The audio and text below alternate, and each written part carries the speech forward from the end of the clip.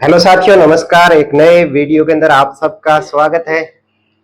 जैसा कि दोस्तों हम एक सीरीज स्टार्ट कर रखे हैं जिसके अंदर रेलवे के जितने भी डिपार्टमेंट एग्जाम्स है, चाहे वो एलडीसी हो चाहे जीडीसी हो, उनसे संबंधित जितना भी जो सिलेबस है उनको हम वन बाई वन जल्द से जल्द और जो इम्पोर्टेंट टॉपिक है उनको पहले करने की कोशिश कर रहे हैं। और उसी कड़ी के अंदर मैंने एक बहुत इम्पोर्टेंट टॉपिक जो मैंने लिया है और उसके बारे में समझने की कोशिश करेंगे। दोस्तों देखिए, ये टॉपिक अगर मैं आपको पूरा पढ़ाना चाहूँ तो ये 3 से 4 घंटे में पूरा होगा। लेकिन मैंने मोस्ट ऑफ जितने प्रीवियस ईयर एग्जाम देखे हैं और देखा है तो उनमें मोस्ट ऑफ जो क्वेश्चंस आते हैं वो मैं अभी आने वाले आपको 10 मिनट के अंदर कराऊंगा। तो इससे 101% क्वेश्चन देखने को मिलता है।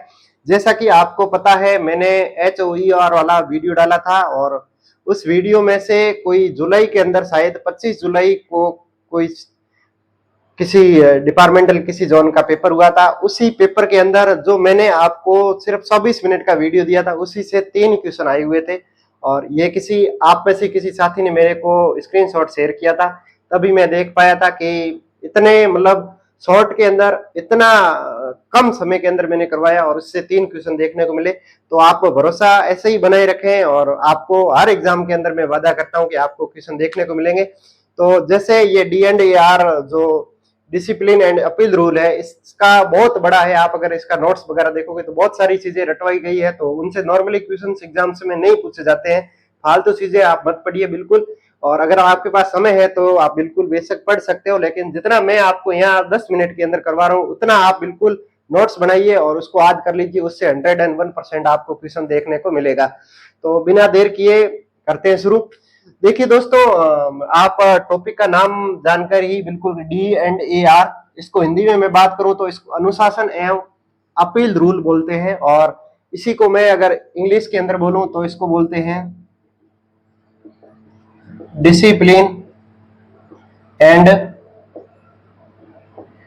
Appeal rule. मतलब अगर हिंदी में आए तो ये बोलते हैं अनुशासन और अपील नियम, और इंग्लिश में बोलते हैं डिसिप्लिन, सॉरी नहीं लगा, डिसिप्लिन एंड अपील रूल। देखिए ये रूल क्या था, कैसे था, तो इसके इंपोर्टेंट जो नंबर एक जो पॉइंट है वो है कि ये रूल कब कब का रूल है। तो D&AR अगर अनुशासन एवं अपील रूल पूछा जाए तो ये 1968 का रूल है। तो ये आपको बहुत अच्छे से क्लियरली ध्यान रखना है कि ये रूल कब का है, तो 1968 का है। और अगर इसी के अंदर अगर दूसरा क्वेश्चन पूछा जाता है तो ये जो रूल है वो जितने भी रेल कर्मचारी है उन पे कब लागू हुआ था, तो इसके बारे में पूछा जाए तो ये आपको डेट आपको पता होनी चाहिए। और ये डेट है, वही ईयर है, लेकिन इसी ईयर के अंदर जो डेट है मैं आपको कहाँ लिखे, यहाँ लिखते हैं। तो ये हुआ था 1 अक्टूबर 1968 को ये रूल है वो लागू हो गए थे। और उसी दिन से ही ये रूल सभी कर्मचारियों पे अप्लाई होते हैं, अनुशासन और अपील नियम। देखिए अनुशासन और अपील नियम क्या होते हैं, उनके बारे में समझने के लिए बहुत सारी चीजें हैं, लेकिन इतना अपन के पास यहाँ PhD करने के लिए समय नहीं है। तो मैं आपको शॉर्ट एंड ब्रीफ में बता रहा हूँ कि आपको सिर्फ मैं बता रहा हूँ वही चीजें याद रखनी है और उसी से ही आपका एग्जाम के अंदर क्वेश्चन बन जाएगा। देखिए कैसे क्या, देखिए अगर इसके अंदर बात करें तो मानक फॉर्म या स्टैंडर्ड फॉर्म है, और नॉर्मली उन स्टैंडर्ड फॉर्म से ही एग्जाम के अंदर क्वेश्चन पूछे जाते हैं और जो पेनल्टी लगाई जाती है उससे संबंधित कुछ फॉर्म है। और तो ये टोटल कितनी पेनल्टी लगाई जाती है, कितने SF कितने फॉर्म है, तो आपको ध्यान रखना है टोटल 11 फॉर्म है। कितने फॉर्म है, टोटल 11 फॉर्म है। टोटल कितने फॉर्म है, 11 फॉर्म है। टोटल कितने फॉर्म है, 11 फॉर्म है। इसके बाद पूछा जाता है कि इसमें बड़े कितने हैं, छोटे कितने हैं, यहाँ पूछ सकता है दीर्घ कितने हैं, लघु कितने हैं। तो आपको ध्यान रखना है कि मैंने यहाँ लिखा 6 + 5, ये टोटल कितने होते हैं, टोटल तो 11 होते हैं, लेकिन 6 का मतलब होता है, आप 6 ऐसे लिखते हैं कि नहीं लिखते हैं, तो 6 ऐसे लिखते हैं कि नहीं, तो 6 से आप याद रखते हो ये क्या है, छोटी छोटी पेनाल्टी है, पेनाल्टी बोल सकते हो। कहीं कहीं आपको शास्ति भी लिखा हुआ मिलता है, इसका भी मतलब एक ही होता है। और इंग्लिश में अंदर बात करें तो ये इसका मतलब होता है पेनाल्टी। तो 6 छोटी पेनाल्टी होती है और 5 क्या होती है, दीर्घ बोल सकते हो, यहाँ जिसको आप क्या बोल सकते हो, बड़ी पेनाल्टी बोल सकते हो। ये यहाँ तक बात आपको समझ आ गई होगी। मुझे जहां तक लगता है आपको यहाँ तक किसी भी कैंडिडेट को कोई दिक्कत नहीं होनी चाहिए। मैंने 3 चीज बताई है, D&AR रूल है, उसका फुल फॉर्म क्या है, और ये कब का रूल है, 1968 का रूल है, और लागू कब हुआ था, और इसके अंदर जो मानक फॉर्म या स्टैंडर्ड्स जो फॉर्म है वो टोटल कितने, एसएफ कितने हैं, टोटल 11 है। 11 को अलग अलग दो भागों में बांटा गया है, एक छोटी शास्त्री एक बड़ी शास्त्री। तो छोटी कितनी है, तो मैंने आपको बताया 6, 6 से आप याद रख सकते हो, इसको ऐसे लिखते हैं 6, तो 6 से कितनी हुई छोटी, छोटी शास्त्री कितनी, छोटी को आप ऐसे लघु भी बोलते हैं, तो आप याद रखना है लघु शास्त्री, लघु शास्त्री कितनी 6 है, और 5 क्या है बड़ी शास्त्री, और टोटल कितनी है 11। यहाँ तक की बात सबको क्लियर होनी चाहिए। अब मैं आगे बढ़ता हूँ, देखिए आगे बढ़ता हूँ कि ये स्टैंडर्ड्स फॉर्म है मैंने यहाँ पे लिखे हैं, और इनका क्या मतलब है, ये कब कब जारी किया जाता है, ये ही आपको अच्छे से क्लियर होना चाहिए। तो देखिए मैं, चलो इसको मैं बाद में मिटाऊंगा, पहले पहले जो अपना स्टैंडर्ड फॉर्म है SF1, इसका मतलब होता है निलंबन। इसका क्या फॉर्म होता है, निलंबन। अब देखिए निलंबन का अर्थ क्या होता है, ये आपको जानना बहुत जरूरी है। देखिए निलंबन का मतलब है किसी कर्मचारी को हटाया नहीं जाता है, बल्कि उसको कुछ समय के लिए उसके काम से रोका जाता है, ये इसका नॉर्मली मीनिंग होता है। निलंबन का मतलब होता है कुछ समय तक आपको काम पे नहीं लगाया जाता है, और इसकी जो अवधि होती है वो कोई ज्यादा फिक्स अवधि नहीं होती है, कभी कम होती है कभी ज्यादा होती है, जैसी आपकी गलती होगी अनुशासन कार्रवाई उसी हिसाब से की जाएगी। तो पहला पहला आप ध्यान रखें निलंबन। और नंबर 2, पहला निलंबन हो गया, नंबर 2 पे आपको याद रखना है समझा गया निलंबन। क्या याद रखोगे भाई मेरे, समझा गया, समझा गया निलंबन। अब देखिए मेरे भाई, समझा गया निलंबन का मतलब क्या होता है, जैसे आप ड्यूटी पे हो या घर गए हुए हो, आपने कुछ ऐसा गलत काम या कुछ कांड कर लिया, पुलिस आपको मतलब जेल के अंदर बंद कर देती है, वो 48 घंटे से ज्यादा के लिए बंद कर देती है, और जब आपके डिपार्टमेंट को पता चलेगा तो वो कार्रवाई करते हैं, और वो कौन सा फॉर्म के अंतर्गत करते हैं, वो SF2 के अंतर्गत करते हैं। इसका मतलब होता है कि समझा गया निलंबन, की निलंबन समझ लिया गया है, जब से आपको वह जेल में डाला गया है तभी से निलंबन समझ लिया गया है। इसके बाद अगला मैं अगर बात करूं SF2 पे है, नंबर 3 पे है भाई निर्वाह। जो निर्वाहन के लिए भत्ते मिलते हैं तो उनकी भत्ते की स्वीकृति, स्वीकृति यहाँ कहीं कहीं ये होता है कि जो कर्मचारी होता है उसको वो निलंबन बढ़ता है, उससे संबंधित जो प्रमाण पत्र दिया गया है वो नंबर 3 के अंदर प्रमाण पत्र है, और नंबर 4 जो प्रमाण पत्र दे दिया गया और उसको वो निलंबन फिक्स कर दिया गया, उसके बाद क्या करेंगे भाई, अब ऐसे हो कभी कभी निलंबन की जो निलंबन है उसको वापस लेते हैं, तो 4 के अंदर करेंगे निलंबन को वापस लेना, निलंबन को वापस लेना या निलंबन को निरस्त करना, वापस लेना, यहाँ आप इसे समझ सकते हो, निलंबन को वापस लेना या निलंबन को क्या करना, निरस्त करना, निलंबन को निरस्त करना। अगली जो इंपॉर्टेंट है जो है SF5। SF5 सबसे इंपॉर्टेंट है, और SF5 है बड़ी शास्ति या बड़ी पेनाल्टी की चार्जशीट, बड़ी पेनाल्टी की चार्ज सीट देना, बड़ी पेनाल्टी की चार्ज सीट देना, ये SF5 के अंदर है। और मैंने देखा है अब तक जितने एग्जाम्स हुए हैं उसके अंदर SF11 और SF5 से प्रश्न नहीं है, ऐसा हो नहीं सकता। तो आप बाकी चाहे कुछ याद रहे नहीं रहे, आप ये SF5 जरूर याद करना कि बड़ी पेनाल्टी, जो बड़ी पेनाल्टी की जो चार्ज शीट है वो किसके अंतर्गत दी जाती है, बड़ी पेनाल्टी की जो चार्ज शीट है वो SF5 के अंदर दी जाती है। अब देखिए SF5 के अंदर बड़ी पेनाल्टी लग गई, तो देखिए बड़ी पेनाल्टी लग गई है तो इसका मतलब आपने कुछ काम है जो अनुशासन है वो बड़ी गलती की है, तो उसके लिए सबसे पहले आपको क्या देखा जाएगा, जो कर्मचारी है वो अपने दस्तावेजों का निरीक्षण की अनुमति देने से रोका जाएगा या मना किया जाएगा। देखिए इसमें मैं ऐसे लिख सकता हूं कि दस्तावेजों के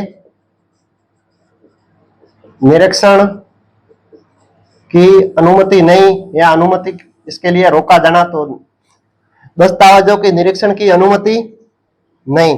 देखिए अगर बड़ी पेनल्टी आपके पास लग जाती है तो उसके बाद SF6 आता है, उसके अंदर सबसे पहले क्या किया जाएगा, जो आपके दस्तावेज होंगे उन तक आपकी पहुंच नहीं पहुंच पाए, इसके लिए वहां तक आपको उसकी अनुमति नहीं होगी।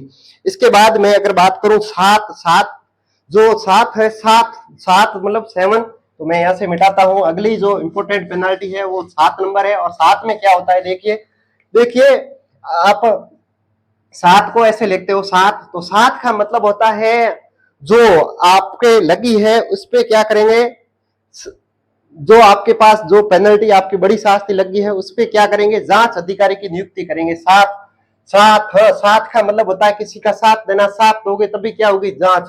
तो इसमें साथ के अंदर क्या होता है, जांच अधिकारी की नियुक्ति। जांच अधिकारी की नियुक्ति किसमें होती है, ये होती है आपके SF 7 के अंदर। जांच अधिकारी की नियुक्ति किसमें होती है, SF 7 के अंदर जांच अधिकारी की नियुक्ति होती है। देखिए जांच अधिकारी की जैसे ही नियुक्ति होती है उसके बाद आपका होता है प्रस्तुत अधिकारी की नियुक्ति है, उप स्थापना अधिकारी भी बोलते हैं। तो आप मेरे हिसाब से 8 पे लिखो, प्रस्तुत अधिकारी की, प्रस्तुत अधिकारी की नियुक्ति। प्रस्तुत अधिकारी की नियुक्ति किसमें होती है, 8 में होती है। ये हमेशा ध्यान रखना, पहले जांच अधिकारी की नियुक्ति होगी, क्योंकि जो आप पे आरोप लगे हैं उनकी जांच करनी है। जांच करनी है तो आपका उसका किसी का साथ देना पड़ेगा। साथ देते हैं तो SF 7, साथ से मतलब हो गया SF 7। और SF 7 में कौन होता है, जांच अधिकारी। अगर जांच अधिकारी की नियुक्ति हो गई तो उसके बाद क्या करेंगे, प्रस्तुत। तो उसके बाद किस अधिकारी की नियुक्ति होती है, प्रस्तुत अधिकारी की 8 में नियुक्ति होती है। 9 को आप भूल जाइए, 9 को डिलीट कर दिया गया, आपको आध नहीं करना है। तो 11 में से एक तो वैसे ही हट गया, तो पीछे रहा कितना, 10 आध करना है। अब नंबर 10 पे मैं अगर बात करूं तो नंबर 10 पे है शामिल कार्यवाही का आदेश देना। देखिए शामिल कार्यवाही का आदेश देना, इसका मतलब क्या है, शामिल, या इसको कहीं कहीं सम्मिलित भी आपको देखने को मिल जाएगा, सम्मिलित कार्यवाही का आदेश देना, आदेश देना।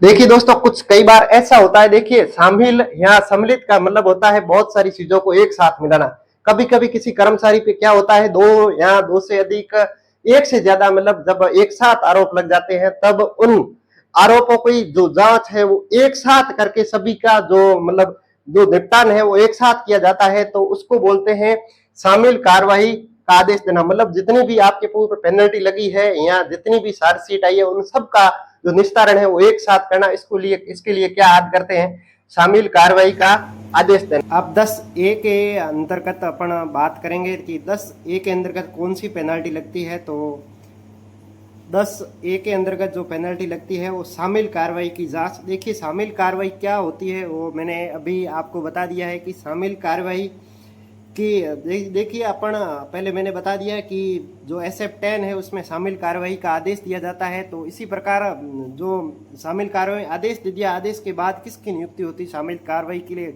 जांच अधिकारी की नियुक्ति की जाती है। तो आप देख सकते हो जो 10A है, 10A है SF, उसके जांच अधिकारी की क्या हो गई, नियुक्ति हो गई। अब देखिए जांच अधिकारी की नियुक्ति हो जाती है तो उससे अगली मैंने क्या बताया था कि 7 में जांच अधिकारी की नियुक्ति होती है, उसके बाद होती है शामिल कार्रवाई में प्रस्तुत अधिकारी की नियुक्ति। तो ये आपको बिल्कुल इनका क्रम ध्यान रखना है कि जब भी पेनल्टी लगती है तो उसके बाद जस्ट क्या होता है, जांच अधिकारी की नियुक्ति। जैसे ही जांच अधिकारी की नियुक्ति होती है तो उसके बाद किसकी नियुक्ति होती है, प्रस्तुत अधिकारी की नियुक्ति होती है। और प्रस्तुत अधिकारी की नियुक्ति हो गई और ये हो गया 10B के अंतर्गत। और अगली जो पेनल्टी है वो है पेनल्टी 11। और 11 के अंतर्गत क्या होता है वो आप समझने की कोशिश करें। तो आप इनका बिल्कुल क्रम ध्यान रखिए कि कैसे क्या हो रहा है। तो मैं SF 11 ये वेरी इंपॉर्टेंट है। SF 5 और SF 11 में से अगर क्वेश्चन नहीं आए, ऐसा कभी पॉसिबल नहीं है। तो आप देख सकते हो 11 के अंतर्गत कौन सी पेनल्टी लगती है। तो छोटी पेनल्टी या छोटी शास्ति की जो चार्जशीट है वो किसके अंतर्गत है, 11 के अंतर्गत है। और 11 के बाद 11A के अंतर्गत क्या लग गई, जो पेनल्टी लग गई 11 के अंतर्गत जो छोटी पेनल्टी की चार्जशीट हो गया। तो 11A के अंतर्गत क्या होगा वो देखिए, 11A B C ये इतने इंपॉर्टेंट नहीं है लेकिन फिर भी आप समझने की कोशिश करें। 11A के अंतर्गत है कि छोटी शास्ति पर बड़ी शास्ति की कार्रवाई। मतलब इसमें 2 चीज समझनी है कि पहले से अगर आपके पास छोटी शास्ति लगी है तो छोटी शास्ति के साथ मैं लिख सकता हूँ छोटी शास्ति प्लस बड़ी शास्ति। मतलब अगर छोटी शास्ति लग गई है तो उसके साथ बड़ी शास्ति की कार्रवाई करना जो है 11A के अंतर्गत है। अब 11B क्या है, 11B के अंदर भी मैं समझ चुका हूँ। तो ये जो अपना SF 11 है इसी का ही परिशिष्ट है, तो आप इसको लिख सकते हो परिशिष्ट। वैसे ये इतना इंपॉर्टेंट नहीं है, अगर आपसे याद नहीं होता है तो इसमें इतनी चिंता की बात नहीं है। इसके बाद अगले की मैं अगर बात करूं तो अगला है 11C, और 11C के अंतर्गत आप ऐसे याद कर सकते हो कि जो 11A है उसका जस्ट उल्टा होता है, वो 11C होता है। अगर 11A की बात करें तो छोटी पेनाल्टी के साथ छोटी के साथ बड़ी लगी थी, और इसी प्रकार 11C के साथ है जब बड़ी शास्ति जारी करने के बाद छोटी शास्ति को जारी करना, ये होता है। तो ये हुई 11 जो मैंने आपको बताई 11 पेनल्टी हो गई, जिसमें 6 छोटी है और 5 बड़ी पेनल्टी है। अब इसके आगे आप देखिए कि इसमें इम्पोर्टेंट क्या है। इसमें SF5 ये और SF11 इन दोनों में से आपको क्वेश्चन जरूर देखने को मिलेगा। और इसके बाद अगर मैं बात करूं, आप एकदम शॉर्ट में बात करें तो मैंने आपको समझाने की कोशिश की है। D&AR इसको शॉर्ट फॉर्म है, जो इसका फुल फॉर्म होता है डिसिप्लिन एंड अपील रूल, अनुशासन अपील 1968 के हैं, 1 अक्टूबर 1968 को लागू हुए थे। मानक फॉर्म, स्टैंडर्ड फॉर्म, ये टोटल कितने हैं तो ये टोटल 11 है, जो 6 छोटी है 5 बड़ी है। और SF1 में निलंबन, 2 में समझा गया, 3 में निर्वाह भत्ते की स्वीकृति, 4 में निलंबन वापस लेना, 5 में बड़ी पेनल्टी लगाना। बड़ी पेनल्टी लगाएगी तो आपको दस्तावेजों के निरीक्षण है उसकी अनुमति नहीं देना। और 7 के अंदर क्या है, जांच अधिकारी की नियुक्ति करना। और इसी प्रकार 8 के अंतर्गत क्या होता है, प्रस्तुत अधिकारी नियुक्ति। और 9 के अंतर्गत क्या है, वो है बिल्कुल इसको निरस्त कर दिया गया है, तो ये आपको याद नहीं करना है। और इसका अगली की मैं अगर बात करूं तो आप समझ सकते हो कि 10 के अंदर है शामिल कार्यवाही का आदेश देना, मतलब जब दो या 2 से अधिक है, 1 से अधिक लग जाती है उसकी कार्रवाई का आदेश देना। और 10A के अंदर है शामिल कार्रवाई के लिए जांच अधिकारी की नियुक्ति। जांच अधिकारी की नियुक्ति होगी 10B के अंदर कौन सी होगी, प्रस्तुत अधिकारी की। 11 ये बहुत इंपॉर्टेंट है, छोटी शास्ति की चार्जशीट देना। और 11A के अंदर है छोटी शास्ति के साथ बड़ी शास्ति। और 11B के अंदर है 11 का परिशिष्ट है। और 11C के अंदर है जब बड़ी शास्ति लगी हुई हो तो उसके साथ छोटी शास्ति। ये 11A का जस्ट एंटोनिम्स है, इसका जस्ट उल्टा है। और इसके बाद मैं अगर आपको समझाने की कोशिश करूं तो ये SF5 और SF11 इसको आपको बहुत अच्छे से समझना ज़रूरी है। तो इसके लिए मैं पहले बोर्ड को थोड़ा क्लीन कर लेता हूं, उसके बाद मैं आपको अच्छे से समझाने की कोशिश कर रहा हूं।